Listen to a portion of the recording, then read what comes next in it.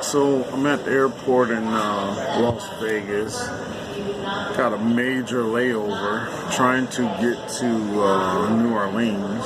My mom is having a 60th birthday party, so she requested for me to be out there, of course, right? So I wanted to, just before I was boarding the flight, and then while I was already sitting in my seat getting ready to take off, I got two different calls. And each call was dealing with someone looking for a tutor to help them pass the CSLB state exam. Right? They've been having some difficulties with learning the trade, and what a coincidence, both was low voltage C7 license. One husband was calling for his wife because he has an existing contract that's ready to be handed off to him, and then another one is calling for himself, and he has some potential work coming up, and with the company he works for. One seems like it's a for sure deal, and the other one seems like he's just kind of preparing for what may come down the pipe in the future. But either way, one like the first one, he was asking me, "Hey man, I need to get this license pretty quick." I was like, "Well, hey, when's your test date?" He's like, "You know what? We don't have a test date." I was like, "Well, it's going to take you a minimum of 2 to 3 months to get a test date, to pass, to get your bonding, things like that. State board is behind right now with test dates." He's like, "Whoa, I don't even have that much time." So I offered to him, and of course I brought this up in other videos, but I want to touch on this again. You can piggyback off of someone's license. Now, it's not the greatest thing to do, especially for the RMO or/RME, right? But let me break this down to you. The risk is really on the RMO, right? The benefits of you seeking an RMO is, one, you get the license, and remember, you get to keep that license number. Even if that RMO/RME disassociate himself from that license number, that license number stays with your company, with your corporation.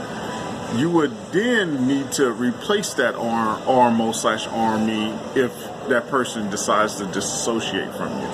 But you get a license number, right? You are able to run your business as your own. That person doesn't have to be on bank accounts. That person doesn't have to be on the financial side of it. But that person needs to be involved in the daily activities contractually, right? That means on the contractual side, that person needs to be involved. That person should be involved.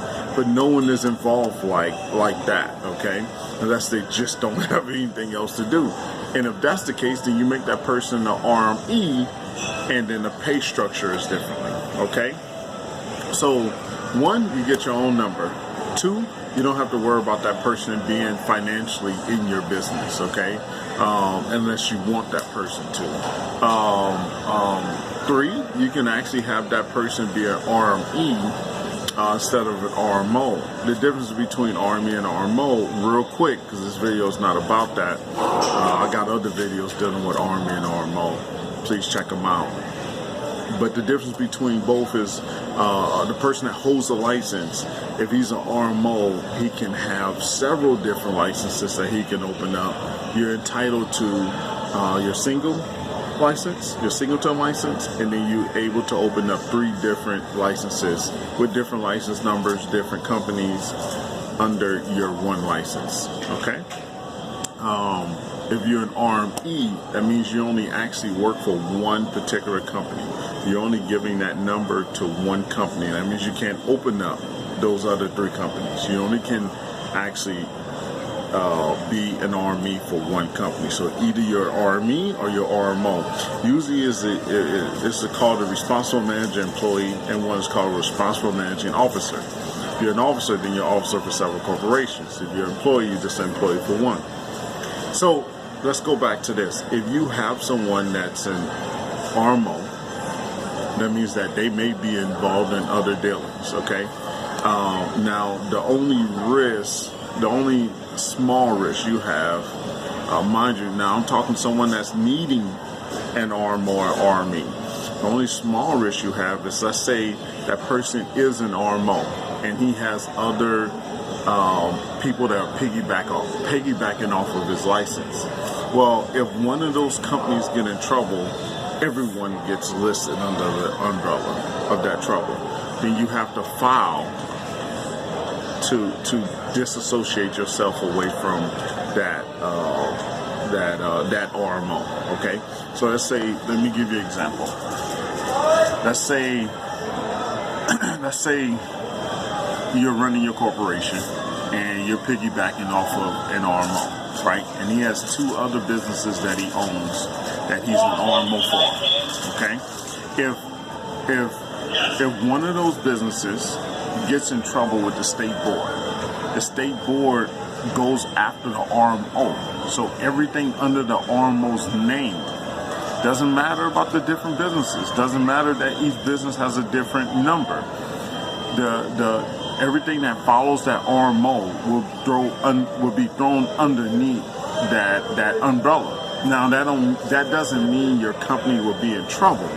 Okay? As long as you follow your due diligence, you disassociate yourself from that person, and then you file a letter with the state board saying that, hey, we are not affiliated with this company. We only have an RMO, and that's it. And then you get released from that, okay? You may have to get a lawyer.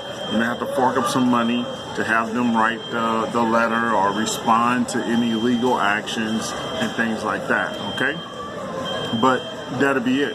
And then once you disassociate from that person, hopefully by then, someone within your organization will be able to take that test so they can take that place of that RMO, right? Someone of a family member, a partner, a spouse, someone that can get in there and take that test and take that, because you still need an RMO or RME to keep your license active. And they give you, I think, 3 months, and I have seen it where it lasted 6 months as well, where people have pushed to get longer time to be able to contract, okay, till they can find an RMO or RME to take that person's place. All right, so I was telling this individual that has they actually have a contract coming down the line where they could do boring. Right, underground trenchless boring, where you do underground boring, trenchless boring, where you can actually run conduit or for gas line, dry utilities, wet utilities, and such. Well, he has a great deal where they're going to pay him a high dollar per foot, and he's going to be able to start contracting right away. I'll say, hey man, well, if you're looking for it right away, you need to get on your test now. You need to set that up now, but it's going to take some time. There's a process with that.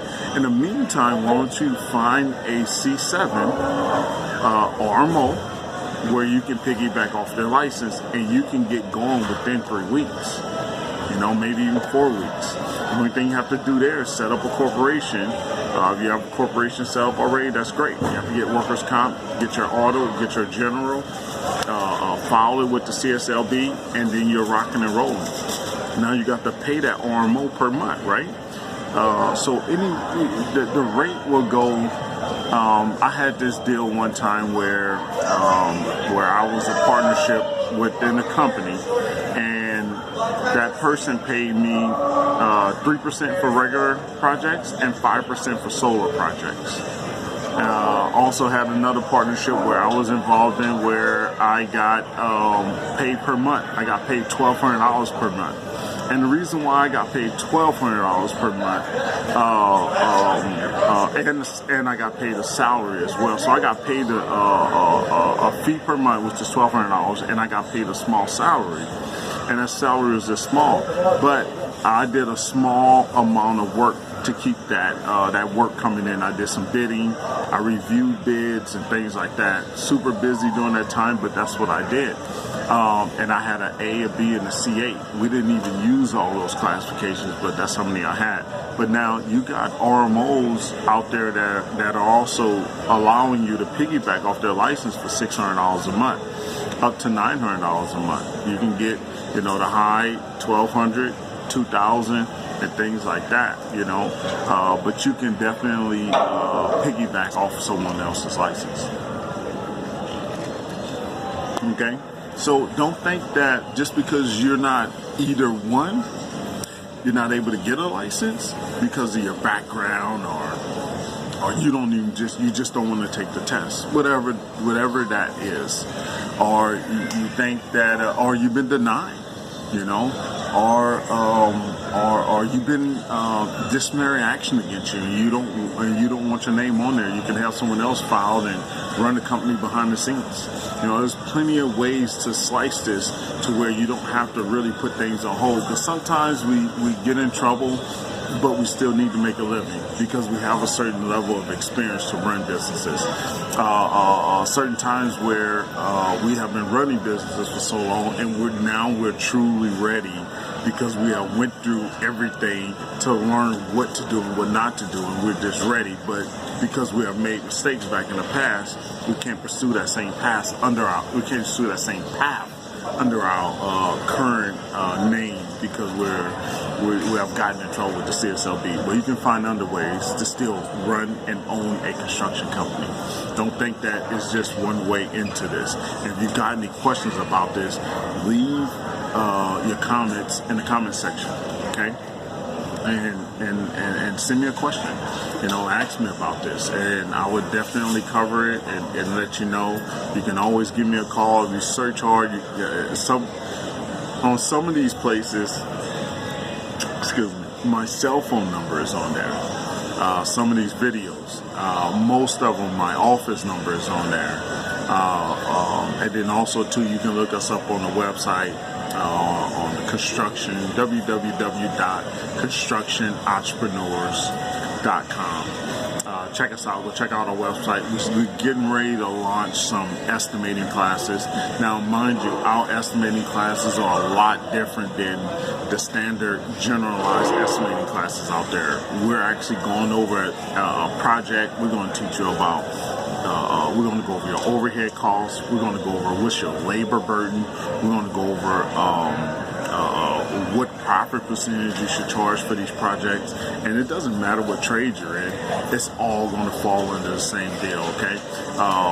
And then we're going to go through and show you how to break down these projects. And I'll show you how estimating is not as complicated as people make it, okay?